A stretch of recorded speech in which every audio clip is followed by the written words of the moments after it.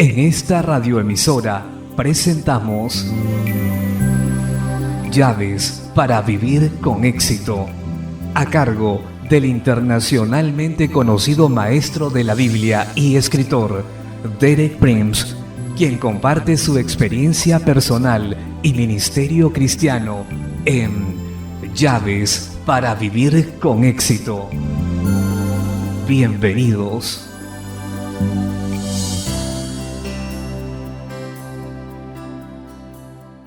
Llaves para vivir con éxito presenta La abundancia de Dios, capítulo 4, tercera parte.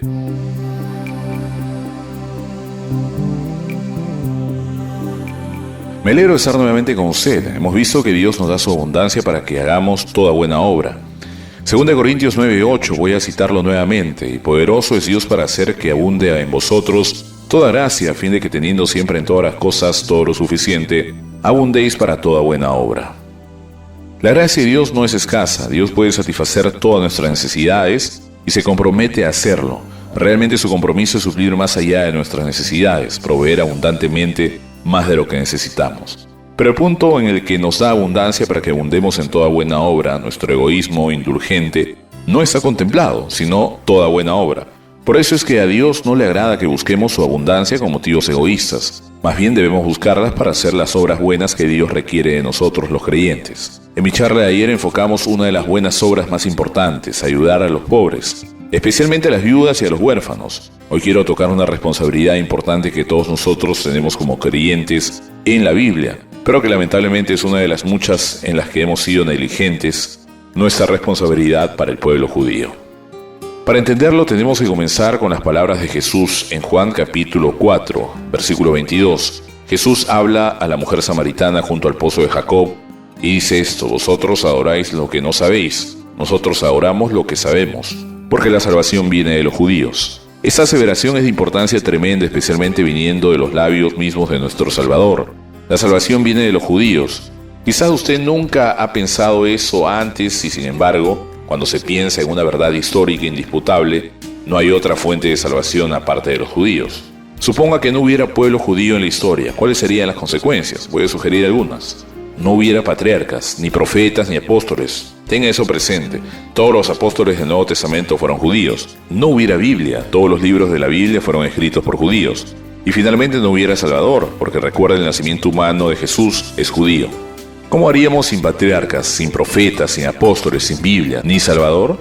Es obvio, no habría salvación. Todos los cristianos que creen en la Biblia, de todas las otras razas, deben toda su herencia espiritual al pueblo judío. Le debemos una deuda incalculable.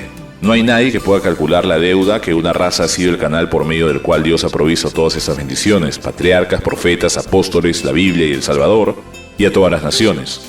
Hay algo que muchos de nosotros hemos pasado por alto, y quiero decir que yo no soy judío, pero muchos de nosotros hemos pasado por alto lo que Dios está recordándonos ahora. Nuestra deuda es con el pueblo judío y que debemos hacer algo para pagarla. Escucha lo que dice Pablo en Romanos 11, versículos 30 y 31, escribiendo específicamente a creyentes gentiles. Pues como vosotros, creyentes gentiles, también en otro tiempo erais desobedientes a Dios, pero ahora habéis alcanzado misericordia por la desobediencia de ellos, la de los judíos. La incredulidad de los judíos hizo que rechazaran a Jesús y lo crucificaran. Y fue este rechazo y crucifixión de Jesús quien dio la salvación a todas las razas. Pablo continúa diciendo: así también esos ahora han sido desobedientes, para que por la misericordia concedida a vosotros, ellos también alcancen misericordia. La frase misericordia concedida a vosotros se puede interpretar de varias maneras. Puede ser la misericordia recibida de Dios o por la misericordia que ustedes muestren ahora. Yo creo que significa ambas cosas. Yo creo que a nosotros los gentiles se nos ha concedido la misericordia de Dios que vino por la desobediencia de los judíos. Pero así como recibimos misericordia de Dios, nosotros debemos mostrarla también. Y estamos obligados a mostrar su misericordia hacia ellos, por medio de los cuales nos vino su misericordia. Más adelante en Romanos capítulo 15, versículos 26 y 27, Pablo aplica eso específicamente. No solo la deuda espiritual que debemos pagar, sino también a una forma material y económica. Eso es lo que dice hablando de una ofrenda para los pobres de Jerusalén que él está recogiendo entre la iglesia de los gentiles, porque la iglesia de Macedonia y Acaya tuvieron a bien hacer una ofrenda para los pobres que hay entre los santos que están en Jerusalén. Iglesias que eran básicamente gentiles en su constitución decidieron hacer una ofrenda para los creyentes pobres judíos que estaban en Jerusalén. Y Pablo hace el siguiente comentario: pues les pareció bueno y son deudores a ellos. No era algo que hacían sin ninguna obligación, lo debían a ellos. Porque si los gentiles han sido hechos participantes de sus bienes espirituales, deben también ellos ministrarles de los materiales. Me pregunto si usted leyó alguna vez antes ese pasaje o lo leyó o lo entendió. Voy a leerlo de nuevo, porque Macedonia y Acaya tuvieron a bien hacer una ofrenda para los pobres que hay entre los santos que están en Jerusalén, pues les pareció bueno y son deudores a ellos. Porque si los gentiles han sido hechos participantes de sus bienes espirituales, deben también ellos ministrarles de los materiales. Está en el Nuevo Testamento y la verdad, lamentablemente, es que a través de los siglos, multitudes de cristianos, lejos de ver cómo pagar la deuda de los judíos, la han aumentado muchísimas veces. Muchos cristianos ignoran la historia de la iglesia cristiana. Consecuentemente, no saben la manera espantosa que los cristianos han acrecentado la deuda al pueblo judío. Voy a leer un extracto de mi libro, Nuestra deuda con Israel, para mostrarle esto. Pocos cristianos gentiles se dan cuenta de la actitud profundamente arraigada, pero raramente expresada de los judíos hacia ellos.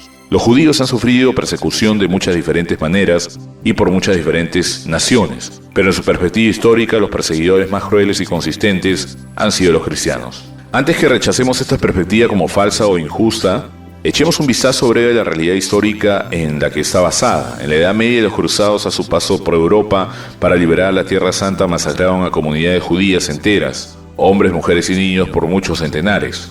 Más tarde, cuando lograron capturar Jerusalén, derramaron más sangre y exhibieron más crueldad que cualquiera de los anteriores conquistadores de Jerusalén, exceptuando quizás a los romanos bajo Tito. Todo esto lo hicieron en el nombre de Cristo y con la cruz como su emblema sagrado.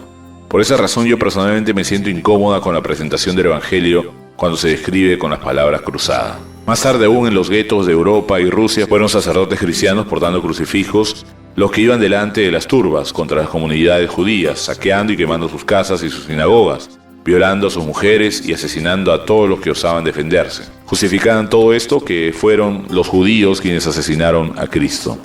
Nuevamente está viva en nuestra memoria la exterminación sistemática por los nazis de 6 millones de judíos en Europa, usando como instrumentos a hombres que profesaban ser cristianos, luteranos o católicos principalmente. Es más, ningún grupo considerable de cristianos en Europa ni en ninguna otra parte alzó su voz para protegerlos o condenar el negocio nazi contra el pueblo judío. En los ojos de los judíos, multitudes de cristianos están condenados solo por mantener su silencio, para deshacer los efectos causados en el pueblo judío por esas experiencias e innumerables otras, como estas se van a necesitar más que tratados y sermones. Se requerirán actos tanto colectivos como individuales que sean manifiestamente tan bondadosos y misericordiosos como los actos anteriores fueron injustos y crueles. Esta fue una cita de mi libro Nuestra deuda con Israel. Ahora preguntémonos, llana y prácticamente, ¿qué podemos hacer para pagar nuestra deuda con el pueblo judío? Voy a leer otra vez de este mismo libro Nuestra deuda con Israel. Primero podemos expresar y cultivar una actitud de amor sincero para el pueblo judío. La mayoría de las formas corrientes de testificar practicadas por los cristianos no alcanzan el corazón de los judíos. La verdad es que muchas veces los enojan y los apartan más. Pero es sorprendente ver cómo el exterior aparentemente duro de un judío se ablanda cuando es confrontado con amor cálido y sincero. En 19 siglos de dispersión entre las otras naciones hay una cosa que los judíos han encontrado escasamente y es amor. Seguido en Romanos 11:11, Pablo dice que la salvación vino a los gentiles para provocarles, a Israel, a celos. Esa es otra manera significativa en que podemos pagar nuestra deuda con Israel, disfrutando y demostrando la abundancia de las bendiciones de Dios en Cristo, de tal manera que los judíos sean provocados a celos y deseen lo que ven. Tercero, la Biblia nos exhorta a buscar el bien de Israel en nuestras oraciones. Pedir por la paz, Jerusalén, sean prosperados los que te aman. Cuarto, podemos pagar nuestra deuda con Israel con actos prácticos de bondad y misericordia. En Romanos 12, 6 al 8, Pablo hace una lista de dones que los cristianos deben cultivar y ejercer. El último que menciona es el que hace misericordia.